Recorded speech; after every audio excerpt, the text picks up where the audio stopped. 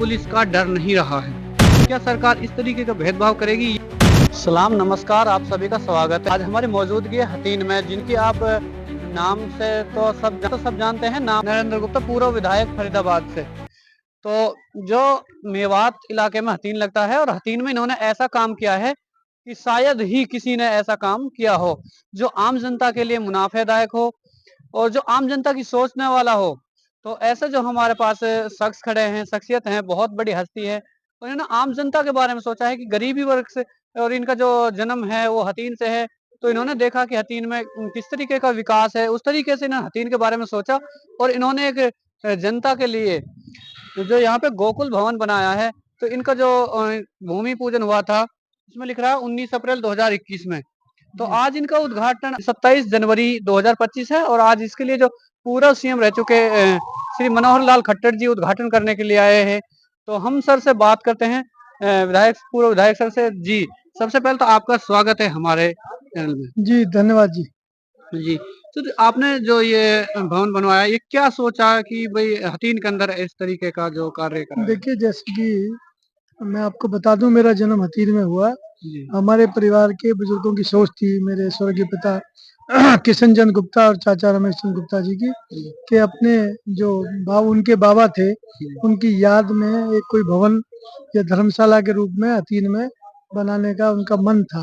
जी, हमारे पिताजी का स्वर्गवास हो गया, जी, चाचा जी और हमने मिलकर हथीन में, तो उनकी सोच के अनुसार ये धर्मशाला का निर्माण किया, जिसका नाम गोकुल भवन रखा है।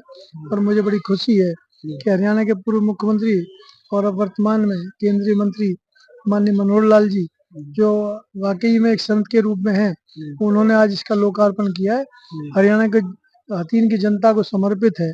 किसी भी वर्ग का कोई भी व्यक्ति यहाँ शादी विवाह दुख सुख के कोई भी कार्यक्रम कर सकता है। जी, कोई ये पैसा कमाने की जगह नहीं है, जी, सिर्फ सस्टेनेबल प्रोजेक्ट है जी, कि इस तरफ इतना पैसा लिया जाएगा कि यहाँ के जो चौकीदार, माली, केयरटेकर्स, उनकी सब तनख्वाह निकलती रहे जी, और या बिजली का बिल पेमेंट होता रहे। जी, तो मुझे लगता है कि जो हमारे परिवार की सोच थी, जी, उसी अनुसार ये हमने आज काम किया है। जी, मैं सभी हथीन की जनता का, मेरे फरीदाबाद वासियों का, सबका धन्यवाद करता हूँ कि इसमें सम्मिलित होकर इस कार्यक्रम की भारी आकर शोभा बढ़ाई। और निश्चित ही हमें इतना प्यार समाज के लोगों का देखकर और उत्साह मेरा बढ़ा है, और हम उम्मीद करते हैं प्रभु से कि आगे भी इस तरह के अच्छे नेक काम कराने की हमें शक्ति दे। अच्छा, जिस तरीके से बात की जाए, जो हथीन इलाका है, कि मेवात में लगता है, तो ये सवाल एक राजनीति से जुड़ा हुआ है। तो लोग बाग यहाँ से जो विधायक हैं वो कांग्रेस के हैं। तो जनता ये बात कहती है कि जो विकास है, विकास कहीं न कहीं हथीन का जो अब नहीं हो पाएगा, क्योंकि यहाँ से जो सरकार का विधायक नहीं है। क्या सरकार इस तरीके का भेदभाव करेगी, या फिर सरकार पूरे प्रदेश में बराबर विकास करेगी? देखिए, माननीय मनोहर लाल जी ने जब तक 2014 से भाजपा की सरकार आई, एक नई परिकल्पना की है, हरियाणा एक, हरियाणवी एक।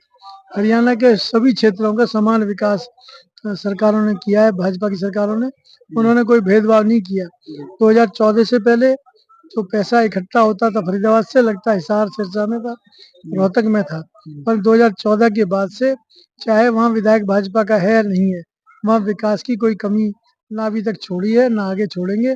ये हम पूर्ण विश्वास के साथ कह सकते हैं कि नायब सैनी के नेतृत्व में बहुत तेजी के साथ में समान विकास पूरे हरियाणा का होगा। हथीन भी उससे अछूता नहीं रहेगा, ये मुझे पूर्ण विश्वास है। जी। अभी श्री मनोहर लाल खट्टर ने मंच के माध्यम से कहा था कि जनता के अंदर अब पुलिस का डर नहीं रहा है, तो अब शिक्षा की तरफ बढ़ना चाहिए।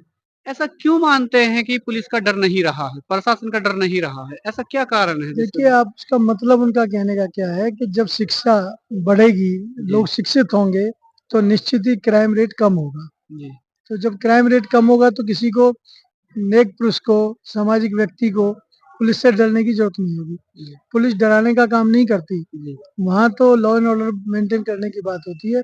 और मुझे लगता है कि जब शिक्षा का प्रचार-प्रसार होगा, लोगों में खाली बैठेंगे तो उल्टी-सीधी बातें उनके मन में आती हैं। तो उनका कहने का तात्पर्य यही है कि जब लोग बिज़ी हो जाएँगे पढ़ने की तरफ, तो क्राइम रेट कम होगा और पुलिस की भी काम अलग अच्छे-अच्छे गाँव में बढ़ेगा। अच्छा, जिस तरीके से आपने ये गोकुल भवन बनाया है, उसी तरीके से शिक्षा के स्तर पर आपने कुछ शिक्षा के लिए कुछ कार्य किए हैं अपने फरीदाबाद क्षेत्र में?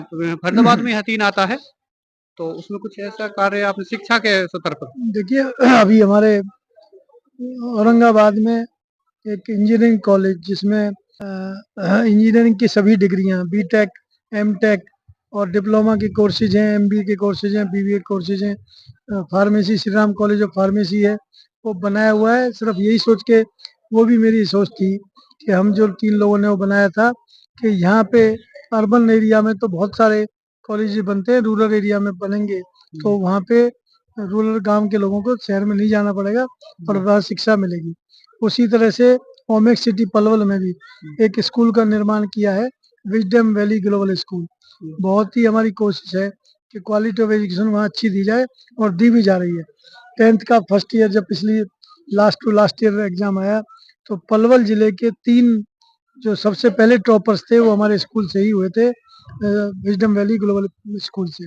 तो जैसा कि आपने पूछा, शिक्षा के क्षेत्र में भी हम उसी तरह से अग्रणी हैं और कोशिश कर रहे हैं कि यहाँ के लोगों को अच्छी शिक्षा मिले। अच्छा, और एक जो आपने अभी सीएम साहब के सामने कुछ घोषणाएँ रखी हैं, पूर्व सीएम साहब के सामने, तो आपने कुछ घोषणाएँ रखी हैं कि उसमें मैंने सुना है कि एक बाईपास भी फरीदाबाद से सीधा हथीन के लिए पलवल से बाहर के रखा है। उसमें भी देखिए मेरा ये दायित्व बनता है कि हथीन के विकास के लिए बहुत तेजी से हम आगे बढ़ें। अभी हथीन आने के लिए हमें या तो पलवल पूरा क्रॉस करके आना पड़ता है, तो मैंने माननीय पूर्व मुख्यमंत्री जी के साथ केंद्रीय नगर विकास मंत्री के सामने मांग रखी है कि हथीन के लिए किसी भी एनएच हाईवे से डायरेक्टली कोई बाईपास बने या केजीपी जो जाता है, केएमपी जो जाता है उससे ही कोई यहाँ कट बने हथीन रोड पर, तो जिससे कि हमारे हथीन के पूरे क्षेत्र को, पूरे मेवात को विकास की गति मिले। अच्छा, आखिरी में आप हथीन की जनता और फरीदाबाद की जनता और पूरे इलाके की जनता, पूरे प्रदेश की जनता से आप क्या कहना चाहते हैं जिससे कि जो जनता के अंदर बुराइयों से रोकने का, और ऐसा आप जो उनके लिए कोई सजेशन देना चाहते हैं कि भाई ऐसा काम करो जिससे कि आपकी जो बुराई है, जो आपकी परेशानियां हैं, जिस तरीके से लोग बेरोजगार हैं, जो बेरोजगारी का कारण क्या है, आप ऐसा कोई सजेशन दीजिए जिससे कि उनको कुछ आगे बढ़ने की उत्साहित करें। देखिए मेरा जन्म हथीन में हुआ और 7वीं तक की शिक्षा भी मैंने हथीन के सरकारी स्कूल में पट्टियों पर बैठ कर की है। जी। तो आदमी सोच लेता है तो किसी भी स्तर तक उन्नति कर सकता है।